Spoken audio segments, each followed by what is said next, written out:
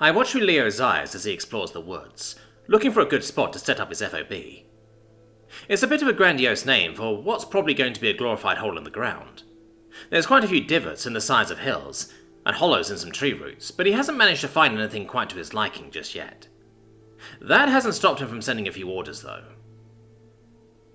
The latest batch of skeletons are to stay near the beach and start securing it, and he set up a line of rock slides along the beach so the bees won't have to try to dodge waves to be able to relay the reports. It looks like he's going to try to make some wooden spike walls to put atop the natural walls, to help keep any aquatic attackers from being able to actually get into the secured area.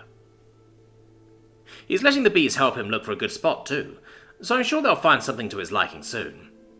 If it comes to it, I should be able to sneak Coda and a few rattlings to expand whatever he decides to set up shop in.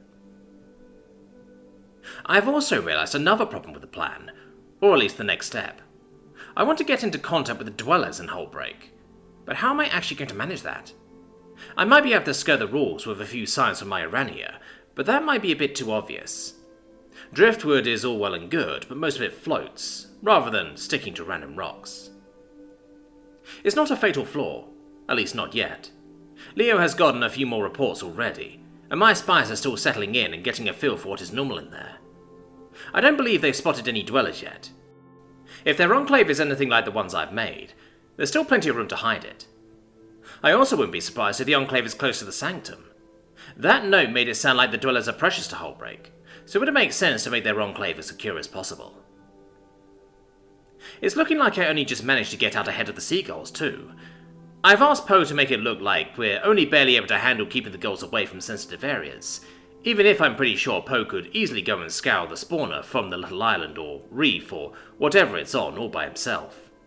I need Holebreak to feel comfortable before I spring on him how outclassed he is. Otherwise, vassalizing him will take a lot more pain than is strictly required. Holebreak's defenses are swelling, and though my spies haven't found the spawners yet, I can get at least a rough idea of how strong he is by how quickly the skeletons are handled. I kinda want to overwhelm his defenses so my spies can get deeper quicker, but I need to take it nice and slow. I might have been able to get deeper with a more aggressive initial attack, but now it's just too late to send another surge. Or too early, I guess. If I send another surge, I need to make it look like I've had to build up skeletons, and possibly send a new variety too. But either way, now is not the time to rush, even though I really want to. It's times like this that make me miss having thumbs to twiddle or an internet to wander for stupid stuff. It's a lot harder to distract myself when I really need to hurry up and wait. Watching my science can help with that some though. Most of them are still doing what they do. Timo has made just about all the shortcuts he can think to make, so he's taken to doing a bit of people watching and practicing his fate affinity. I don't know where he got that dice from, but he rolls it sometimes to try to call what it will be. I'm not sure if he's trying to read what the destined roll is, or if he's trying to influence it himself, but he seems to be having a small bit of success with it, getting it right about 20% of the time. I may have spent a couple hours keeping track of it, don't judge.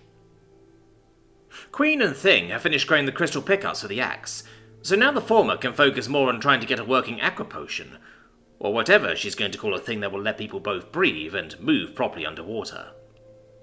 A water affinity potion would probably be ideal, but I seriously doubt she'll be able to stumble over something like that anytime soon. A mer potion might be more achievable, but that's not really saying much. The only thing we have that actually transforms something is the metal stuff, and I think something to turn something into a half fish would be even more complex than turning to metal. Thing has been running experiments with the pickups and working on the enchantments to take the electricity from the quartz and amplify it into the singing Tesla coils that I want in a hat. It seems like it's not too complicated for him, but it is delicate work, so he's going slow. They have a few spares, but he'd rather not break them by accident. The actual axe head is making pretty good progress, surprisingly. The spiderkin have been able to walk along the ceiling and avoid the sidewalls, and have been visiting my ratkin to help forge the blades. It's a pretty good working relationship they have going too. The ratkin have been making various steels, and the spiderkin forge them into weapons, and they do all the testing. Most of the blades either shatter or bend, but they're taking good notes and have discovered a lot of interesting ways to not make an axe. As for the recipient of the axe, Slash has managed to pick up a loot or something from somewhere. Maybe Tiny captured a bard in the maze. Either way, he spends a lot of his time in the tunnels just practicing. There's not a ton of digging to be done right now, so he has the free time.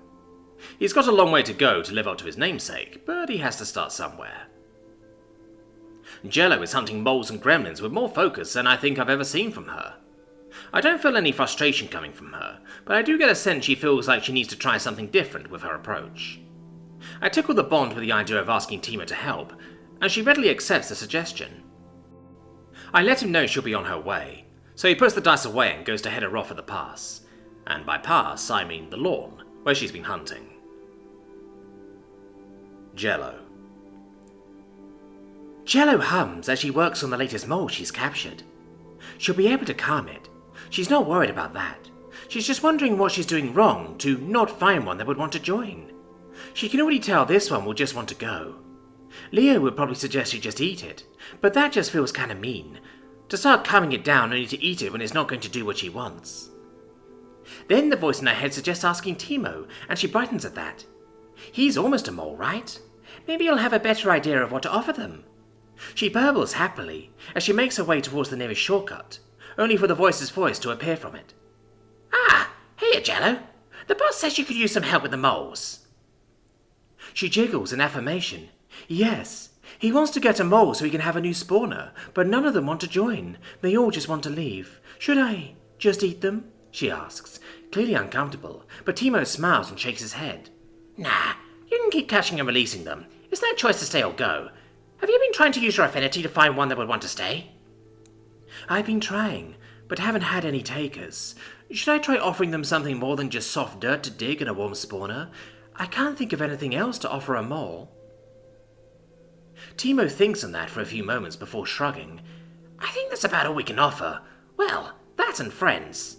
Oh, friends, right. How could I forget that? That should make it a lot easier. She wiggles in happiness before Timo speaks up. I think the boss wants me to help you try to use your affinity to find a good one too. Have the moles been feeling any different? Yeah, some. I can tell which ones I can actually calm down and which ones are just kind of off. But I still hadn't found one that would stay. I've even tried big gremlins, but no luck there either, she says, slumping a little in defeat. Timo just gives her a reassuring smile. That's what I'm here for. The boss says I'm starting to get the hang of luck with this dice I found. The numbers don't sound too impressive to me, but he says it's still statistically relevant. What's that mean? The voice smiles and climbs atop the big cube of slime. It means that, even if you've gotten 0, I might help you get 1. It's not a huge number, but it's still more.